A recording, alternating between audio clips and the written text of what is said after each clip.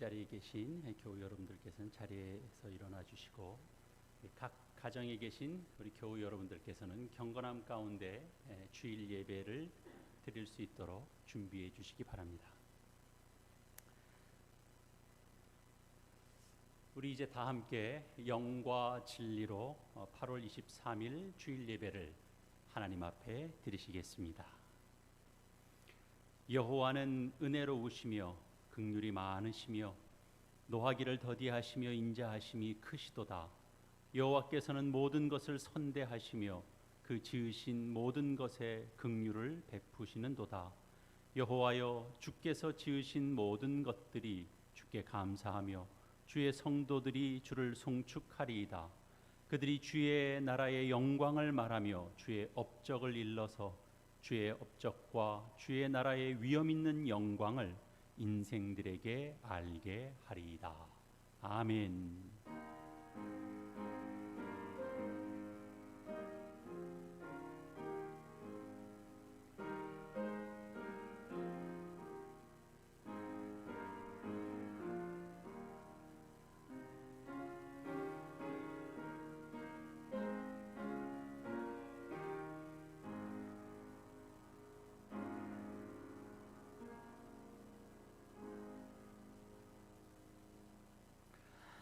하나님 아버지, 은혜를 감사합니다. 주의 백성들을 부르셔서 주를 예배하도록 하셨사오니 이 예배가 주의 은혜와 주의 선대하심을 확인하는 복된 예배가 되게 하여 주시옵소서. 주의 영광이 우리 인생들에게 드러나 감격으로 화답하는 복된 예배가 되게 하여 주시옵소서. 예수님의 이름으로 기도합니다. 아멘.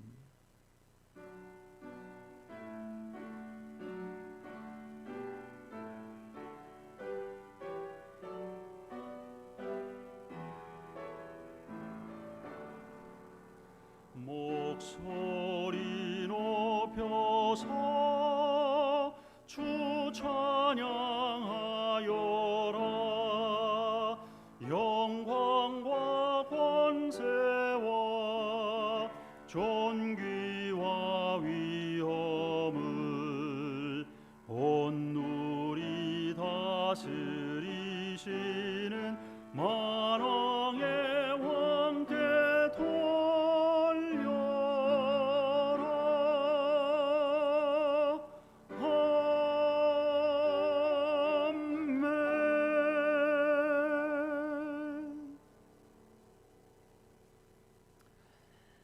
사도신경으로 우리의 믿음을 고백하겠습니다. 전능하사 천지를 만드신 하나님 아버지를 내가 믿사오며 그 외아들 우리 주 예수 그리스도를 믿사오니 이는 성령으로 잉태하사 동정녀 마리아에게 나시고 본디오 빌라도에게 고난을 받으사 십자가에 못 박혀 죽으시고 장사한 지 사흘 만에 죽은 자 가운데서 다시 살아나시며 하늘에 오르사 전능하신 하나님 우편에 앉아 계시다가 저리로서 산자와 죽은 자를 심판하러 오시리라. 성령을 믿사오며 거룩한 공예와 성도가 서로 교통하는 것과 죄를 사하여 주시는 것과 몸이 다시 사는 것과 영원히 사는 것을 믿사옵나이다. 아멘.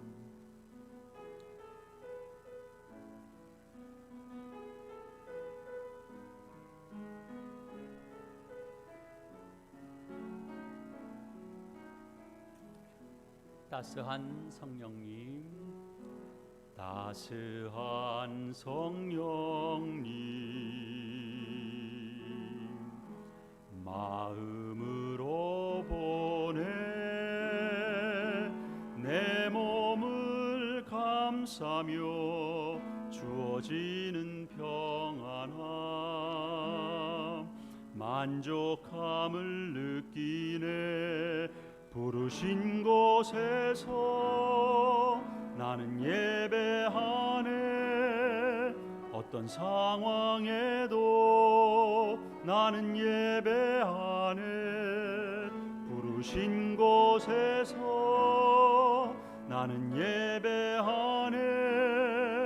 어떤 상황에도 나는 예배하네.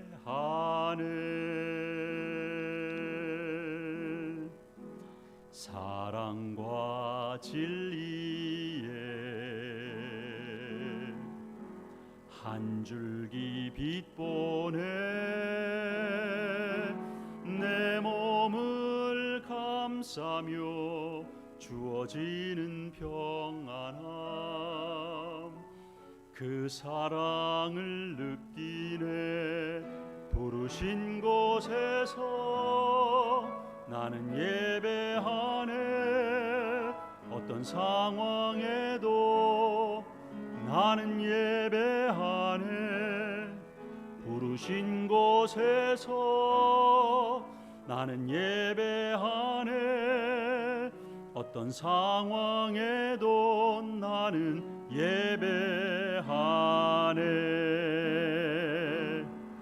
내가 걸어갈 때 길이 되고 살아갈 때 삶이 되는 그곳에서 예배하네. 내가 걸어갈 때 길이 되고 살아갈 때 삶이 되는 그곳에서 예배하네. 부르신 곳에서 나는 예배하네. 어떤 상황에도 나는 예배하네. 부르신 곳에서 나는 예배하네.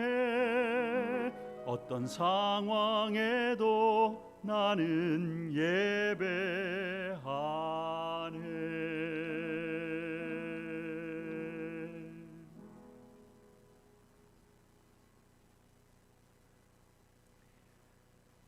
예배를 위하여 엄경석 장로님께서 기도 인도하시겠습니다.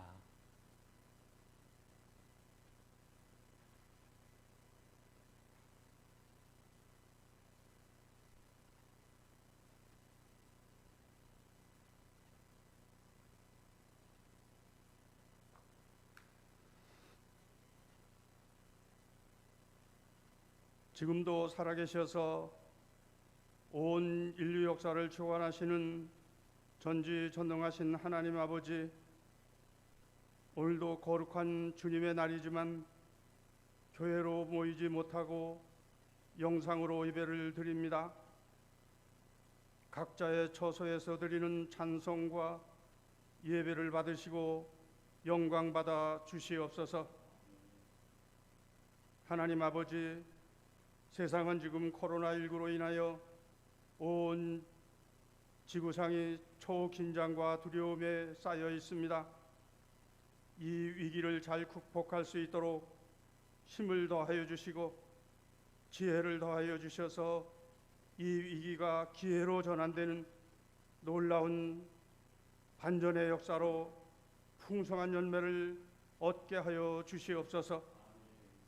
사랑이 많으신 하나님 아버지, 이 시간 예배를 통하여 주시는 목사님의 말씀이 구절절히 하나님의 음성으로 들려지는 은혜를 체험하게 하셔서 우리 모두에게 믿음의 확신을 갖게 하시고 마음의 위로와 평안을 얻게 하여 주시옵시며 병든 몸이 치유되는 신유의 은총을 간증하는 우리 모두가 되게 하여 주시옵소서.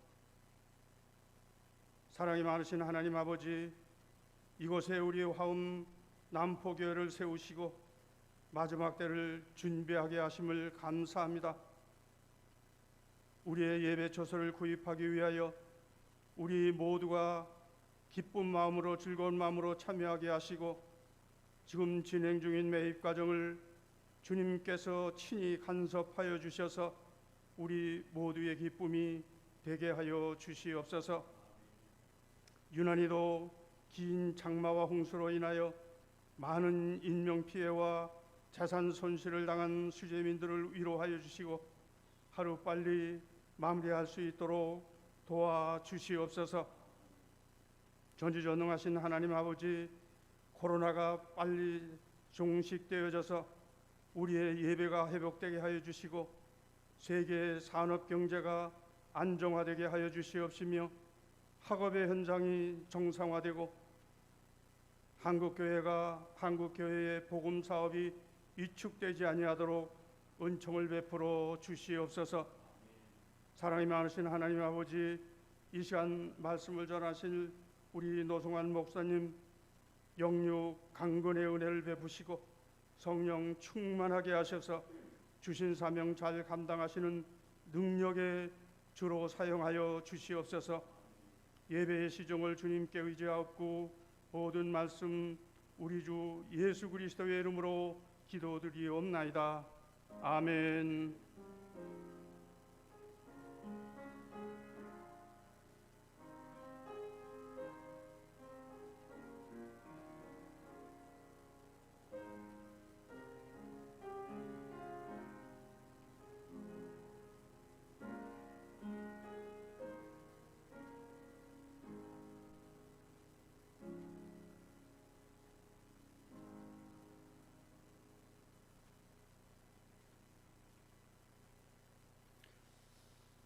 오늘 우리에게 주시는 하나님의 말씀은 신약성경 로마서 11장 말씀입니다. 11장 1절과 2절 상반절 말씀과 29절에서 32절까지의 말씀 두 곳을 함께 찾아서 읽겠습니다. 신약성경 254페이지 로마서 11장 1절에서 2절 상반절까지 말씀 먼저 함께 읽겠습니다. 시작. 그러므로 내가 말하노니 하나님이 자기 백성을 버리셨느냐? 그럴 수 없느니라. 나도 이스라엘이니요 아브라함의 씨에서 난 자요 베냐민 지파라. 하나님이 그 미리 아신 자기 백성을 버리지 아니하셨나니. 29절에서 32절 말씀도 함께 읽겠습니다. 시작. 하나님의 은사와 부르심에는 후회하심이 없느니라. 너희가 전에는 하나님께 순종하지 아니하더니 이스라엘이 순종하지 아니하므로 이제 긍휼을 입었느니라. 이와 같이 이 사람들이 순종하지 아니하니 이는 너희에게 베푸시는 긍휼로 이제 그들도 긍휼을 얻게 하려 하심이라. 하나님이 이 모든 사람을 순종하지 아니하는 가운데 두심은 모든 사람에게 긍휼을 베푸려 하심이로다. 아멘.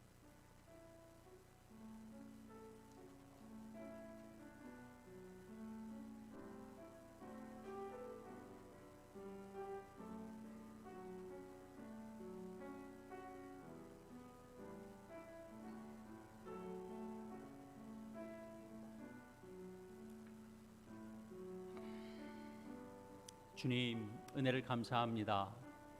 한 주간도 주의 은혜 가운데 살게 하시고 주 앞에 감사하는 심령으로 나오게 하시며 또 특별히 주님 앞에 또 드릴 예물을 구별하여 드리게 하심을 감사합니다.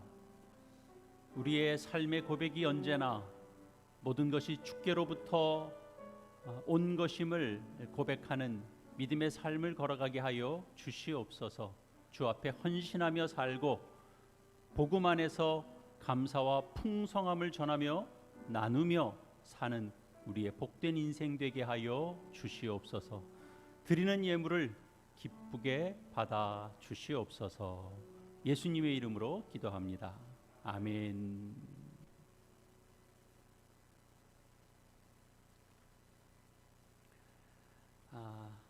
네. 우선 공지한 바로는 2주간 수도권 지역의 비대면 예배에 관한 조치가 내려져서 저희도 한시적으로 온라인 예배를 드리게 됩니다.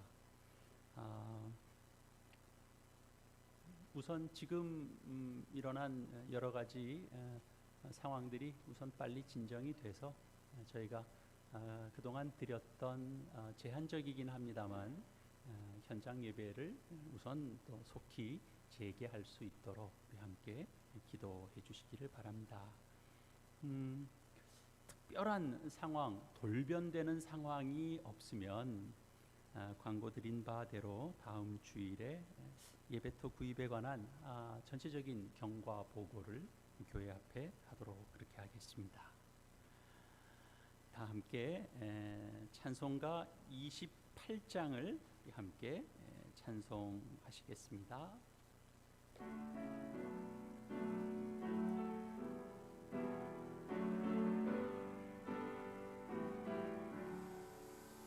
주의 근원 강림하사 찬송하게 하소서. 한량 없이 자비하심 증량할 길 없도다. 천사들의 찬송가를 내게 가르치소서. 구속하신 그 사랑을 항상 찬송합니다. 주의 크신 도움 받아 이때까지 왔으니 이와 같이 천국에도 이르기를 바라네. 하나님의 봄을 떠나 죄에 빠진 우리를 예수 구원하시려고 보혈을 여주셨네.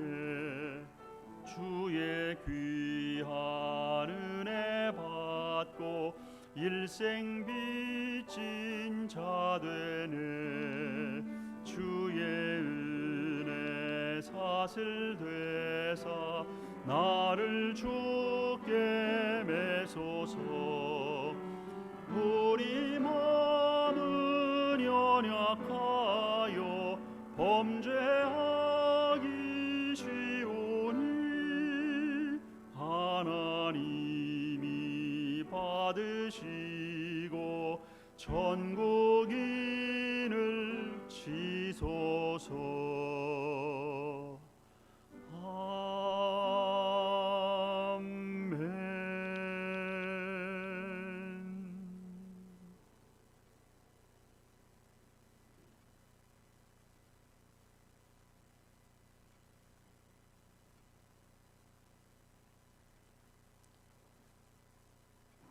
성경의 어느 책, 또 어느 말씀이 소중하지 않은 것이 없지만 우리가 오늘 함께 읽은 로마서 이 하나님의 말씀은 또 그 중에서도 특별한 위치 또 의미를 갖는다, 이렇게 말할 수 있습니다. 바울은 로마서를 통해서 복음을 이야기합니다. 복음 안에 있는 구원을 이제 설명하죠. 넓게, 깊게, 때로는 사람들의 생각을 비틀어서, 때로는 사람들이 가질 수 있는 생각을 뒤집어서 이렇게 생각해 보도록 우리를 몰아갑니다. 그렇게 하는 이유는 뭘까요?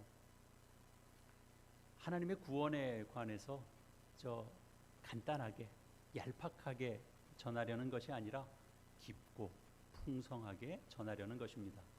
바울은 로마서 1장에서 이제 10장까지 내용을 통해서 인간의 구원이라고 하는 것은 율법의 행위나 어떤 인간의 업적에 의해서가 아니라 예수 그리스도를 믿는 믿음으로 구원을 얻는다라는 사실을 깊이 있게 설명했습니다.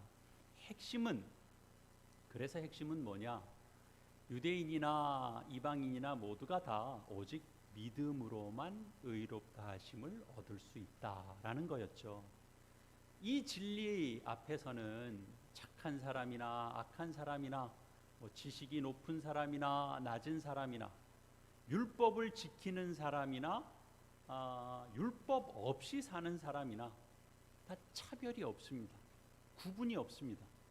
인간의 바탕, 또 어떤 인간의 배경, 인간의 업적이 아니고 오직 믿음으로만 구원을 얻는다라고 하는 그 가르침이 중요한 핵심으로 되어 있기 때문에 그렇습니다.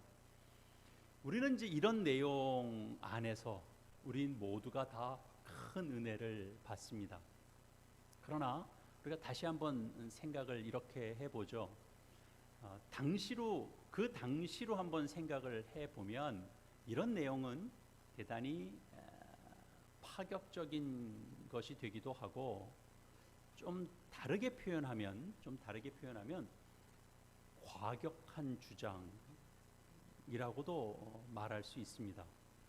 그러면 여러분 생각해 보십시오. 좀 과격하기도 하고 좀 파격적이기도 하고 그런 주장을 여러분들이 만나면 여러분은 어떻게 하십니까? 쉽게 동의하고 동조하십니까? 그렇게 잘 안 됩니다. 그렇습니다. 율법을 자신의 삶의 중심으로 삼았던 이스라엘, 그 유대인들은 바울의 주장을 쉽게 받아들일 수가 없었습니다. 반대로 율법과 상관없이 살아가던 이방인들은 예수 그리스도를 은혜로 받아들였습니다. 그러니까 이 대목에서 우리가 이런 질문이 가능하죠. 그렇다면 하나님께서 선택하신 이스라엘 백성을 버리신 것인가? 그런 질문이 가능하죠. 우리가 오늘 읽은 본문 말씀, 그 이제 로마서 11장 1절과 2절 상반절의 내용이 물론 뭐 그 이후의 내용도 다 배경이 됩니다만 바로 그런 상황을 가리키는 겁니다. 과연 하나님께서 자기 백성을 그럼 버린 것이냐? 답은 뭐죠? 아니다라는 거죠. 바울은 여기서 자신이 바로 이스라엘 사람이고 믿음의 조상인 아브라함의 후손이고 12지파 중에서도 이 베냐민 지파에 속한 사람이라는 사실을 명백히 밝힙니다. 그러면서도 확신에 차서 이렇게 말합니다. 하나님이 그 미리 아신 자기 백성을 버리지 아니하셨나니 라고 말하죠. 바울이 도대체 무슨 근거로 이런 말을 하는 겁니까? 성경은 그냥 뭘 단순한 그 교훈집이 아닙니다. 성경은 역사를 담고 있습니다. 실제로 일어난 일을 담고 그 역사 속에 드러난 하나님의 뜻을 우리 성경 속에 담았습니다. 바울이 하는 이런 주장을 우리가 이해하기 위해서는 그 당시 초기에 우리 기독교와 그리고 유대교가 어떤 관계 속에 있었는지를 이해할 필요가 있습니다. 바울이 로마서를 기록하던 그 시기는 이제 기원 후 50년에서 60년 사이 그 무렵입니다. 기독교는 유대인들을 향한 선교보다 이방인들을 향한 그런 선교에 또 주력했습니다. 유대인들은 기독교인들을 이렇게 완전하게 배척하지는 않았지만 또 받아들이지도 않았습니다. 이제 그런 상황 속에서 이제 기원 후 70년에 이제 로마에 의해서 예루살렘이 이제 멸망을 당하는 그런 이제 사건을 기점으로 해서 이제 악화되죠. 그래서 유대교와 기독교는 이제 완전하게 이제 분리가 되는 겁니다. 이런 이제 1세기의 어떤 과정들을 보면서 바울이 결국은 이방인의 사도로 인정받았다라는 사실을 우리가 좀 전제하고 보면 당연히 그는 하나님이 유대인 버렸다, 하나님의 촛대는 이방인으로 다 옮겨졌다, 이렇게 말해야 맞을 것 같습니다. 왜냐하면 유대인들이 하나님께 불순종했죠. 하나님의 뜻을 알지 못했죠. 예수님을 하나님이 보낸 구세주로, 구원자로 인정하지 않았죠. 그러나 바울은 하나님이 저들을 버렸다고 말하지 않습니다. 그 근거가 무엇일까요? 여전히 유대교의 미련이 남아서일까요? 아니면 그냥 좀 전략적으로 한 말일까요? 왜냐하면 뭐 로마에도 그렇고 상당수 그 유대인들에게도 또 복음을 이제 전해야 되기 때문에 그렇죠. 그러니까 그런 어떤 선교적 전략 속에서 그냥 이렇게 버린 건 아니다 이렇게 얘기하는 것이냐라는 거죠. 둘 다 아닙니다. 유대교의 미련을 가져서도 아니고 무슨 선교 전략상 그렇게 표현한 것도 아닙니다. 바울은 유대교에도 정통한 자였고 또 회심한 이후에는 바로 이 기독교 복음을 정말 풍성하게 전하는 그런 사도로서 하나님께 쓰임받은 자입니다. 신학적으로도 논리적인 사람입니다. 그가 로마서뿐만 아니라 고린도에 전하는 편지, 또 갈라디아 교회에 보내는 편지, 이런 모든 그 서신에서 그가 늘 중요하게 다루는 핵심은 언제나 무엇이었냐면 하나님께 집중하는 것이었습니다. 그러니까 하나님이 어떻게 일하시는가 하는 거죠. 지금 우리 본문 속에서도 보면 지금 유대인에 관한 이야기를 지금 하고 있습니다만 결국은 유대인 문제를 다루고 있는데 정작 말하고 싶은 건 유대인이 아니고 정작 말하고 싶은 건 결국 하나님을 그들에게 전하고 싶은 겁니다. 하나님이 자기 백성인 유다 민족을 버리지 않았다라는 거죠. 그리고 이제 우리 좀 건너뛰어서 읽었던 우리 로마서 11장 29절에 있는 내용은 하나님의 은사와 부르심에는 후회하심이 없다라는 겁니다. 예수 그리스도의 복음을 거부하는 유대 민족을 하나님께서 버리지 않았다라고 하는 이 바울의 확신에는 하나님에게 후회하심이 없다라는 거죠. 잘못하심이 없다라는 것을 이제 근거로 하는 표현입니다. 하나님께서 이미 오래전에 유다 민족의 조상인 아브라함을 이제 선택하고 부르시고 그리고 약속하셨습니다. 내가 번성케 하겠다. 그리고 이 유다 민족이 하나님의 백성이라는 사실은 그것은 부정할 수 없는 것이라고 바울은 지금 전하고 있습니다. 그러면서 이제 이어지는 30절 이제 내용 속에서 보면 유대인들의 불순종이 즉 예수 그리스도의 복음을 받아들이지 않은 것이 이방인에게는 하나님의 긍휼하심을 얻는 계기가 되었다. 이렇게 이제 설명하고 있습니다. 30절, 31절 말씀 다시 보시죠. 너희가 전에는 하나님께 순종하지 아니하더니 이스라엘이 순종하지 아니함으로 이제 긍휼을 입었는지라. 이와 같이 이 사람들이 순종하지 아니하니 이는 너희에게 베푸시는 긍휼로 이제 그들도 긍휼을 얻게 하려 하심이라. 이방인들은 본래 하나님을 모르던 자들입니다. 그래서 당연히 하나님께 순종할 줄도 모르던 자들이었습니다. 하나님을 믿지 않던 자입니다. 유대인들이 예수 그리스도를 배척하지 않았다면 어느 기간 동안까지는 이방인들이 여전히 하나님의 긍휼하심을 경험하지 못하고 있었을 수도 있는 겁니다. 바울은 그렇게 생각하고 있습니다. 그 생각은 틀리지 않은 거죠. 예수님의 이 제자들 또 사도로 부름 받았던 초기 그 복음 전도자들은 사실은 유대인들만을 대상으로 이렇게 복음을 전한 측면이 있어요. 우리 사도행전 그 초반부를 보더라도 그렇습니다. 다 유대인들 앞에서 예수님을 증언하죠. 베드로의 사역도 그랬습니다. 유대인들을 대상으로 하는 부분들이 많았습니다.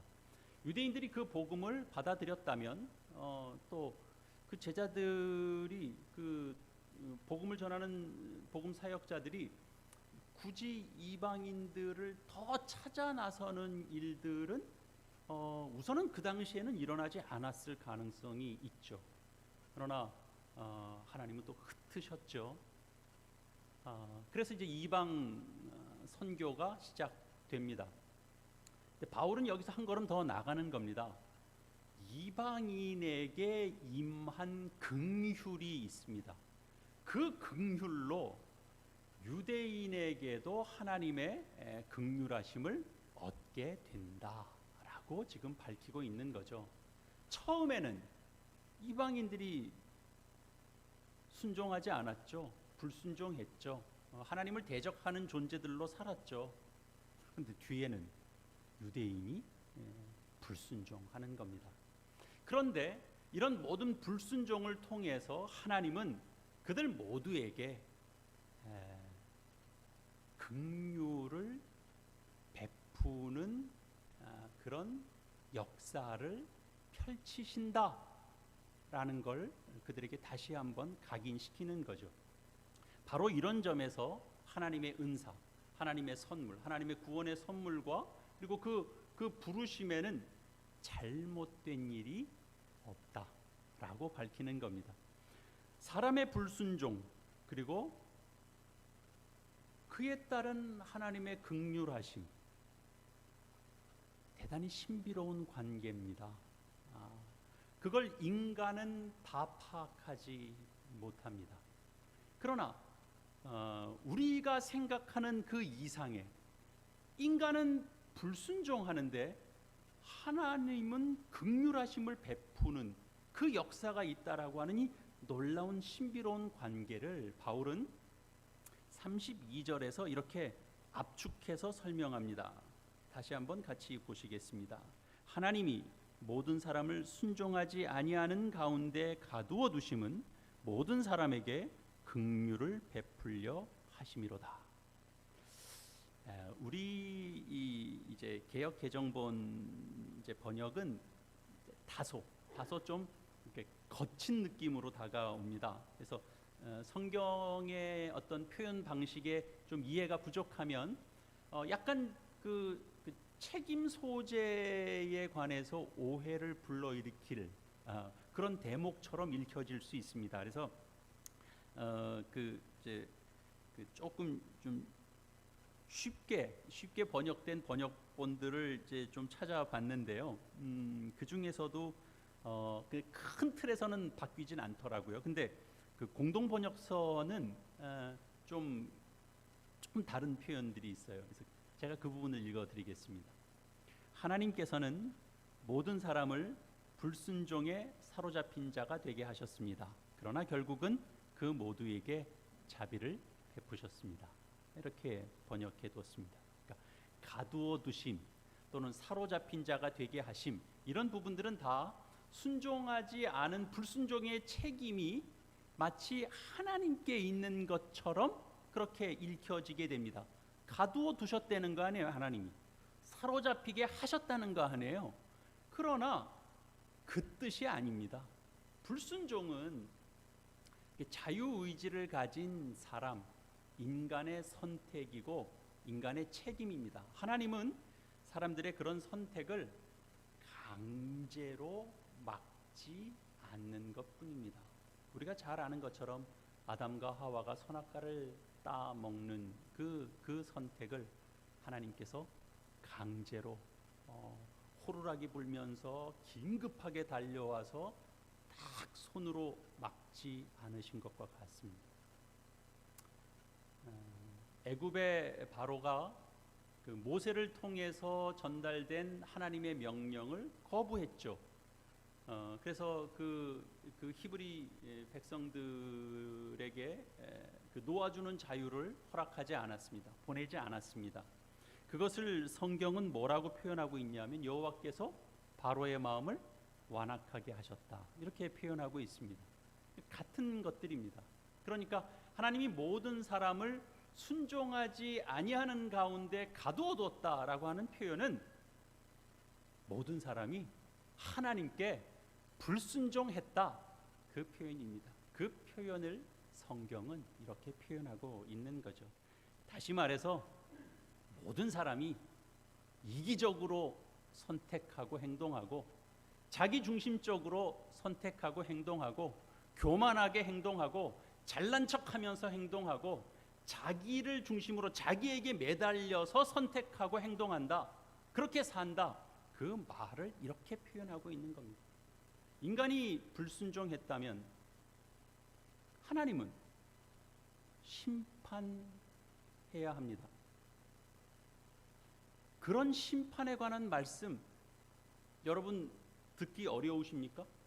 많이 듣죠? 어디서 많이 듣죠? 구약 말씀에서 많이 듣습니다.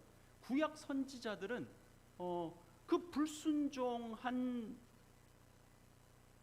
하나님의 백성들을 향하여 하나님 진노의 잔을 드신다, 하나님께서 심판하신다, 그 메시지를 전했습니다. 그때 그 당시 선지자들이 전했던 그 심판에 관한 메시지, 그건 분명 하나님의 뜻입니다. 선지자들이 스스로 만들어낸 말이 아닙니다. 스스로 욱해서 한 말이 아닙니다. 그건 하나님 뜻입니다. 그러나 바울은 이제 예수 그리스도의 복음을 접한 자입니다. 예수 그리스도께서 이 땅에 오셨다, 우리의 구원을 위하여. 그리고 그 복음을 내가 전해야 되는 자로 하나님께서 나를 부르셨다라는 내용을 그가 인식하는 자입니다. 그래서 바울은 바울 사역에 있어서 무엇을 뛰어넘냐 하면 구약 선지자들 속에 있었던 그 메시지, 그 안목, 그 영적 안목을 바울은 뛰어넘습니다. 어떻게 뛰어넘어요? 예수 그리스도의 복음 안에서 뛰어넘는 겁니다. 그래서 하나님은 인간의 불순종을 그냥 심판으로 끝내지 않으시고 오히려 그 불순종을 긍휼을 베푸실 기회로 삼으신다라는 사실을 로마서에 이제 기록을 합니다. 여러분, 이게 말이 됩니까? 여러분, 아니 긍휼을 베푸실 거면 불순종에 떨어지지 않게 하시는 걸로 긍휼을 베푸시는 게 그게 맞고 합당하다라고 여러분 생각되지 않습니까? 결국 구원하실 거라면 그들이 반역하고 실패하고 못난 짓하고 그런 것 때문에 고생하고 그런 거 하기 이전에 사전에 막으시는 그런 자비, 사전에 고생 안 하게 하는 긍휼, 간섭, 그렇게 베풀어 주셔야 되는 거 아니냐라는 거죠. 그게 하나님 아닐까요? 우린 그런 생각을 하죠. 그런데 왜 그때는 개입하지 않으시고 그들로 하여금 실컷 못난 짓을 다 하게 하고 난 다음에 그 다음에 긍휼하심을 베풀고 붙들어 내시고 은혜를 베푸신다, 그렇게 말씀하는 겁니까? 우리는 잘 이해할 수가 없습니다. 만만한 내용이 아닙니다. 하나님의 긍휼하심은 성경에서는 자비와 같은 개념입니다. 아무런 자격이 없는 자에게 은혜를 베풀고 그 자가 특별한 대우를 받게 될 때 그때 뭐라고 표현하냐면 우리는 자비를 얻었다, 이렇게 표현합니다. 우리가 하나님의 자비를, 긍휼을, 그 은혜를 경험하지 못하는 이유는 뭐냐? 우리 자신에게 구원받을 만한 자격이 있다라고 생각할 때입니다. 내가 그만한 자격이 있다라고 생각하면 그 긍휼과 은혜를 받을 수 없는 거죠. 그냥 우리 일상적인 표현으로 바꿔보자면 난 행복하게 살 자신도 있고 능력도 있고 나는 행복하게 살아야 나는 마땅해 라고 생각하면서 살면 진정한 행복을 못 누리는 게 되죠. 그죠? 우리 시각에서 보자면 거꾸로 자신이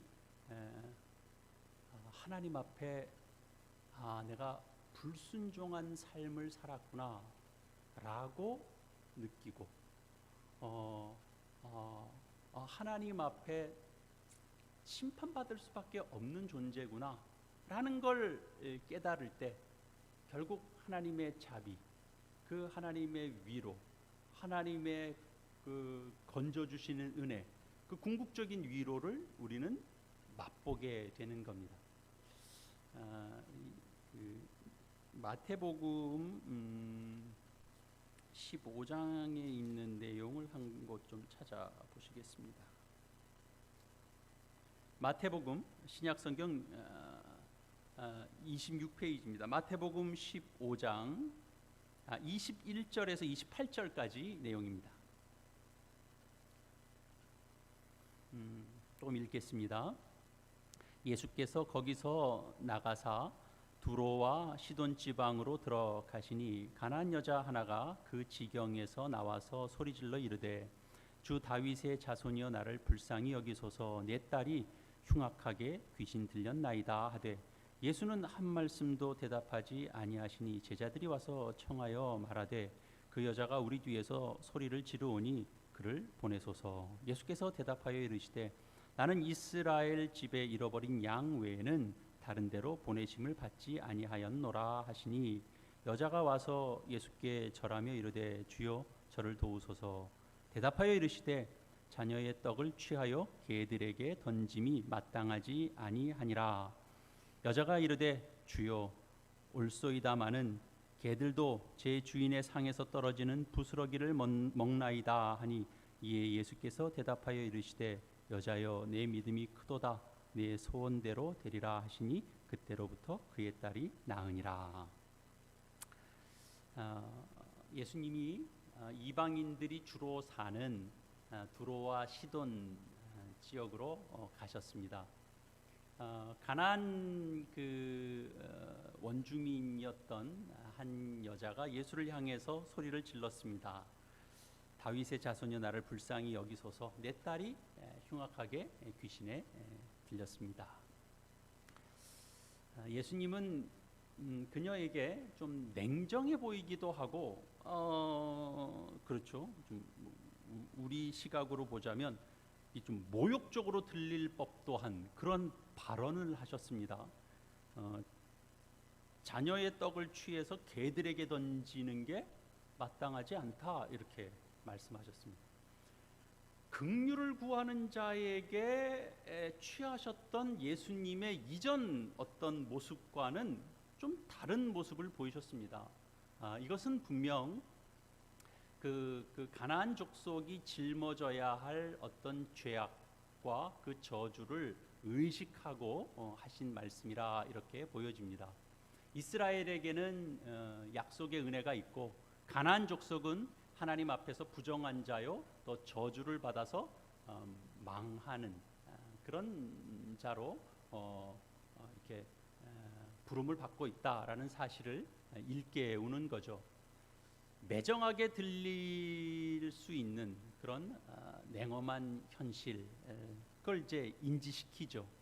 그런데 이 여자가 대범한 발언을 계속 이어갑니다. 개들도 제 주인의 상에서 떨어지는 부스러기를 먹나이다. 이건 사실 아무도 예상하지 못했던 그런 발언이었을 겁니다. 예수님께서 이렇게 말씀하셨어요.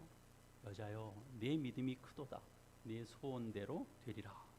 그리고 그 말씀하셨던 때에 귀신 들렸던 그의 딸이 나았다라는 기록이죠. 무슨 말씀입니까? 비참한 딸의 현실 앞에서 개 취급을 당해도 좋다는 심정으로 떼쓰고 매달리고 고집하는 태도, 그 태도를 예수님께서 이 믿음이 정말 크구나 이렇게 보신 겁니까?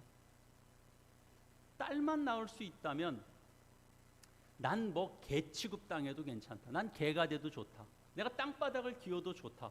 전후사정 안 가리고 막 집요함으로 나아간 그걸 예수님께서 지금 칭찬하고 있는 겁니까? 그건 아니라면 그러면 뭘까요? 예수님은 그 여인의 답변 속에서 예수님은 믿음을 보신 겁니다.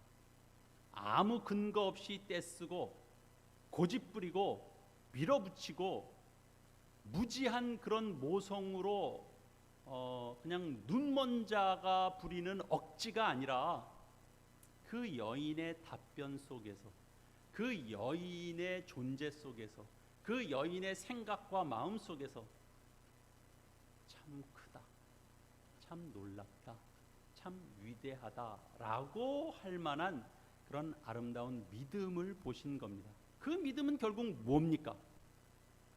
하나님의 그 주의, 그 주님의 긍휼하심에 나는 지금 전적으로 의존할 수밖에 없는 자다라고 하는 것을 그가 보인 거죠. 그런 태도야말로 예수님께서 말씀하시는 가장 큰 믿음입니다.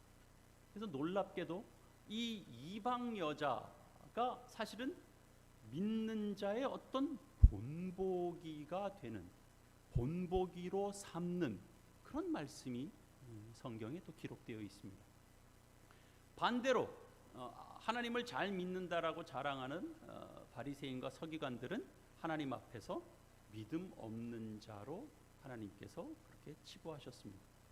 예수님은 더 나아가서 위선자라고도 부르셨습니다. 그들 앞에서는 예수의 선하신 능력, 그 긍휼하심이 나타나지 않았습니다. 하나님의 긍휼하심에 전적으로 의존한다라고 하는 말은 그냥 무슨 심리적인 열등감 정도로 사람들은 치부할지 모릅니다. 불신자들은 대부분 다 그러죠. 기독교 신앙을 그렇게 얘기합니다. 기독교인들은 뭐가 그렇게 죄 지은 게 많아서 그렇게 예배 드릴 때마다 그냥 사제 기도를 하고, 지난주도 사제 기도하고 요번 주도 사제 기도하고, 사제 기도했으면 죄를 안 지을 것이고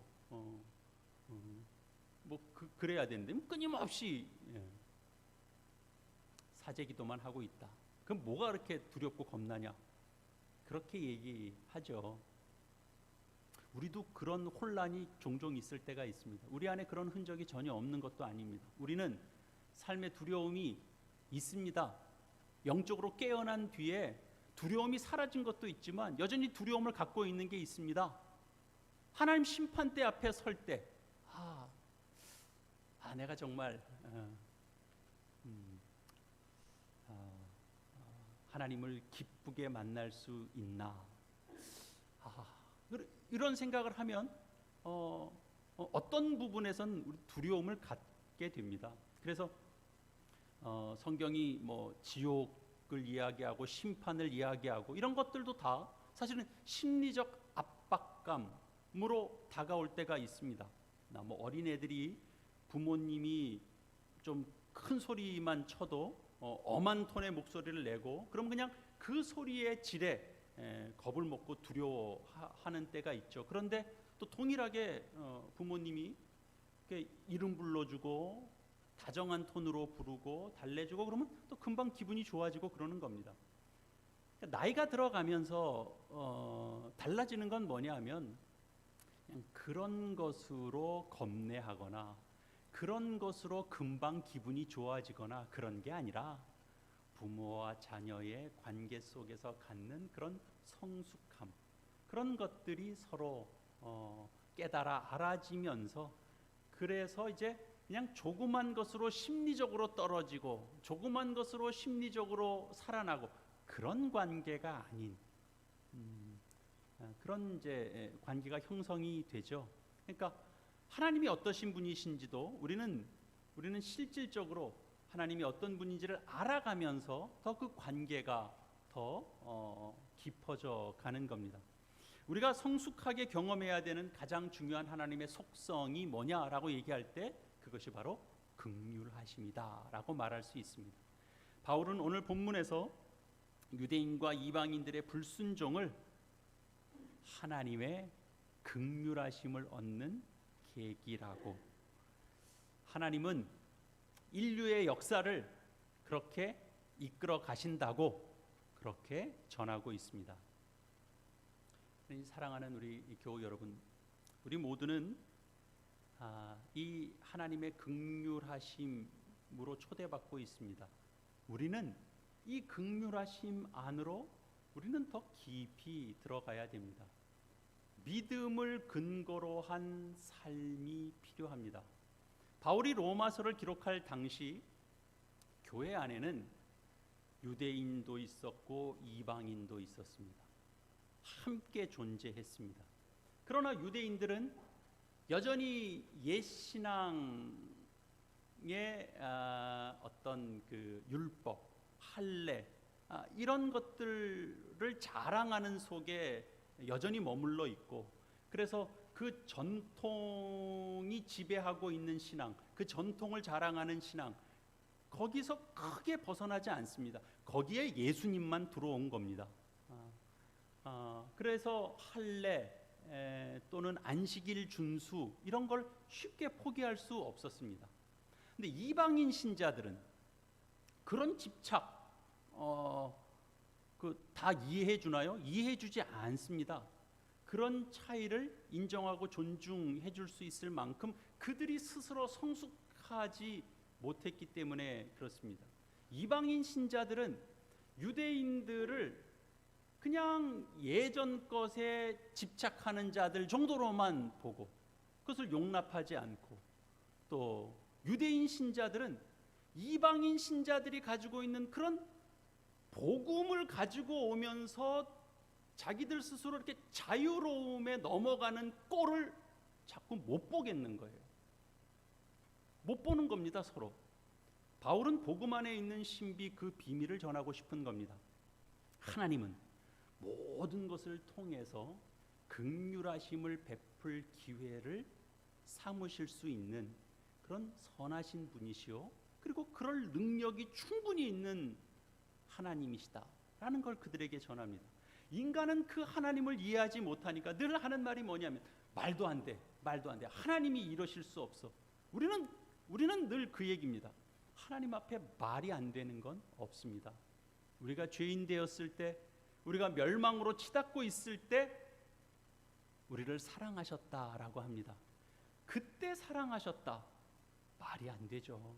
그때 구원하셨다, 말이 안 되죠. 예수님께서 우리를 구원을 얻게 하는 방법이 뭐였냐면 하나님의 아들이 이 땅에 오셔서 가장 저주스러운 십자가에 달려 죽으신 것으로 우리를 구원하셨다라고 그래요. 그건 말이 안 되는 거예요. 그걸 구원이라고 그러면 세상에 그런 새빨간 거짓말은 없는 거예요. 다른 걸로 우리를 구원하러 하나님의 구원자가 이 땅에 오셨다라고 얘기하면 인간이 그걸 받아들일 수 있어요. 그러나 예수님의 십자가 구원이 우리를 살리셨다? 우리를 구원 얻게 했다? 끊어졌던 하나님의 관계를 다시 있게 해주셨다? 말이 안 됩니다. 여러분, 예수님의 그 죽음이, 그러나 성경은 우리를 살리신 것이다, 우리의 구원을 얻기 위하여 예수님은 죽으셨다라고 말하면, 그러면 예수님의 부활, 예수님의 살아나심을 가지고는 우리를 얼마나 더 놀랍게 부요롭게 만드실 수 있는 것이겠습니까? 바울이 전하는 내용은 바로 그런 거죠. 그 긍휼하심의 큰 은혜를 우리 모두가 받고 누리고 있다라는 사실을 전하고 싶은 겁니다. 우리 사회는 지금 극과 극의 대립으로 몸살을 앓고 있습니다. 따지고 보면 우리만 그런 것 아닙니다. 모든 나라, 모든 사회가 다 그렇습니다. 모든 인간이 다 그렇습니다. 양쪽으로 대립하고 극렬하게 싸우고 미워하고 비난합니다. 상대가 상대를 악의 집단으로 규정하고 악의 세력과 전쟁을 벌이고 있다라는 일념으로 우리는 서로를 대합니다. 그러니 한쪽이 아무리 잘해도 불만이 생길 수밖에 없습니다. 구조가 그런 겁니다. 상대가 잘했다라고 말하는 만큼 이쪽은 불만이 그만큼 커지는 겁니다. 아예 잘했다는 말을 안 했으면 좋겠는데 잘했다고 그러니까 불만은 더 커지는 구조, 이 구조 속에서 살고 있습니다. 양쪽 모두가 그렇습니다. 단언컨대 하나님 앞에 불순종하는 겁니다. 하나님께 순종했더니, 하나님께 열심 있게 충성했더니 패가 갈렸다. 여러분, 그거 불순종한 겁니다. 그걸 순종이라고 얘기하면 안 됩니다.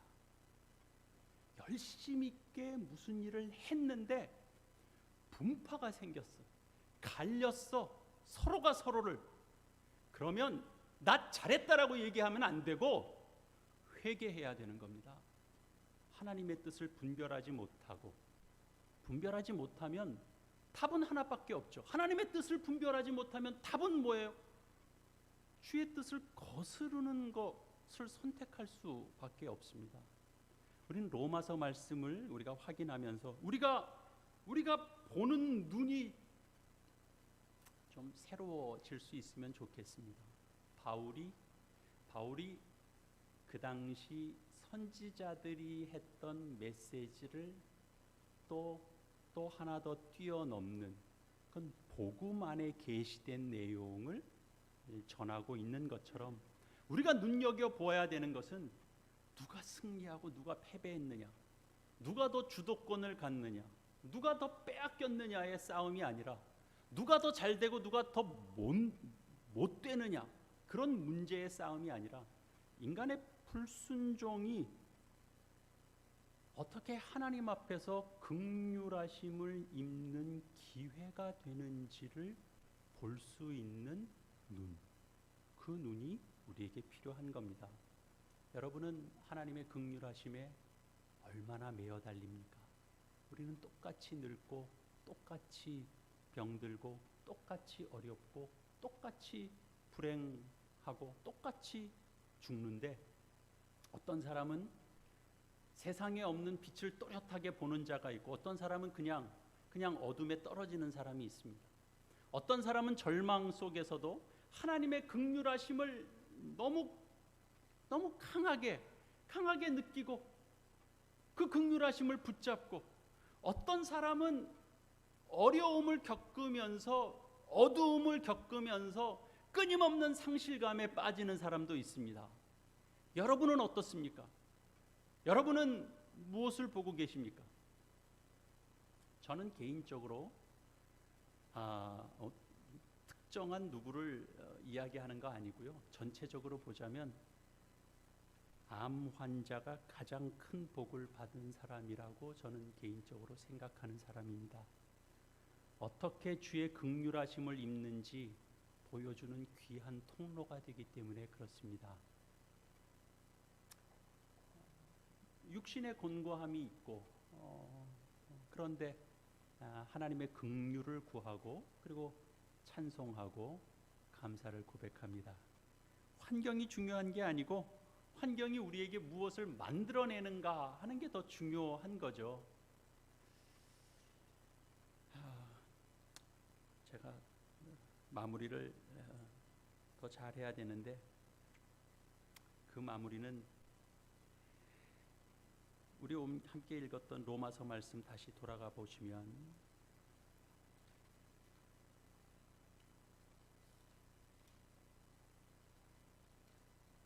로마서 11장 33절에서 36절까지 말씀 우리 같이 읽고 말씀을 마치겠습니다. 33절입니다. 깊도다 하나님의 지혜와 지식의 풍성하며 그의 판단은 헤아리지 못할 것이며 그의 길은 찾지 못할 것이로다. 누가 주의 마음을 알았느냐? 누가 그의 모사가 되었느냐? 누가 주께 먼저 드려서 갚으심을 받겠느냐? 이는 만물이 주에게서 나오고 주로 말미암고 주에게로 돌아감이라. 그에게 영광이 세세에 있을지어다. 아멘. 기도하겠습니다. 주님, 저희는 어려운 때를 보내고 있습니다. 혼돈의 시간을 보내고 있습니다. 예측하기 힘든 시간을 보내고 있습니다. 누가 잘하는 것이고 누가 잘못하는 것인지 판단하기 쉽지 않습니다.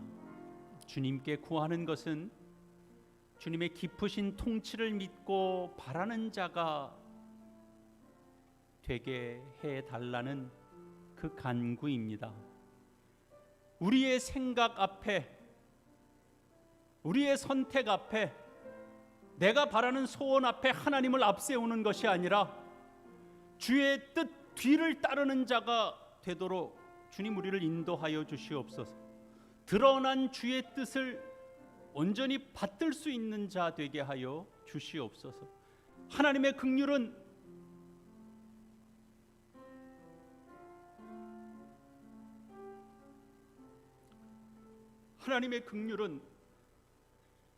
단 한 번도 멈춘 적이 없음을 기억합니다.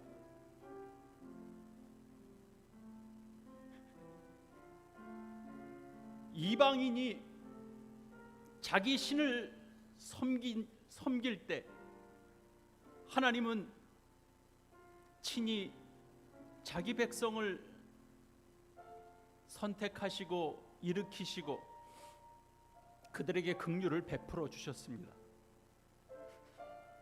택한 백성이 이스라엘이 불순종하면 이방인을 들어서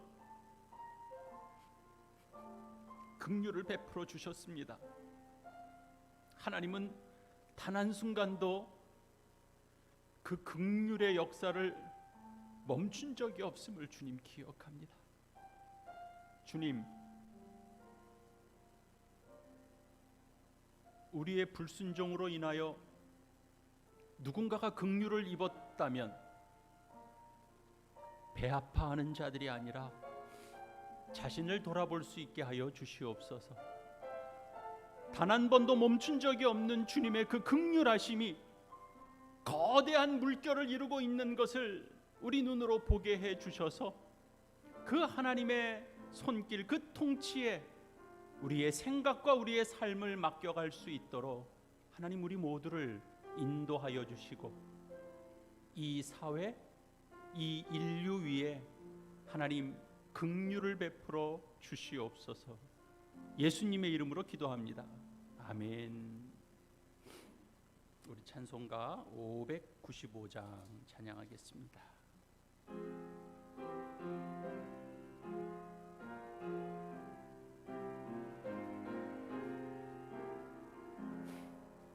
나 맡은 본분은 구주를 높이고 무령은 구원 얻도록 잘 인도함이라.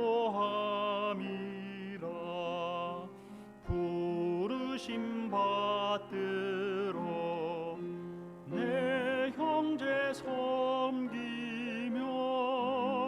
구주의 뜻을 따라서 내 정성 다하리. 주 앞에 모든 일 잘 행케 하시고 이후에 주님 배울 때 받게 하소서. 나 항상 깨어서 늘 기도드리며 내 믿음 변치 않도록 날 도와주소서.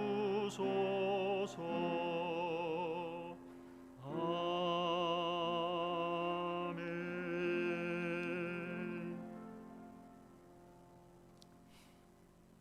이제 여러분은 세상으로 나가게 됩니다. 그 세상은 하나님의 통치를 모르고 하나님의 그 긍휼하심을 모릅니다. 그 세상에서 오늘도 이 순간도 긍휼을 베푸시는 그 하나님 주목하고 그 하나님 전하고 그 하나님을 의존하여 그 어떤 것보다도 가장 큰 복을 누리는 여러분 모두가 되시기를 축복합니다. 이제는 우리 주 예수 그리스도의 은혜와 하나님 아버지의 무한하신 사랑하심과 성령의 교통하심이 복된 주일 주님 앞에 기쁨으로 예배하고 새 마음으로 믿음의 결단을 하는 모든 주의 백성들 위해 영원토록 함께 있을지어다. 아멘.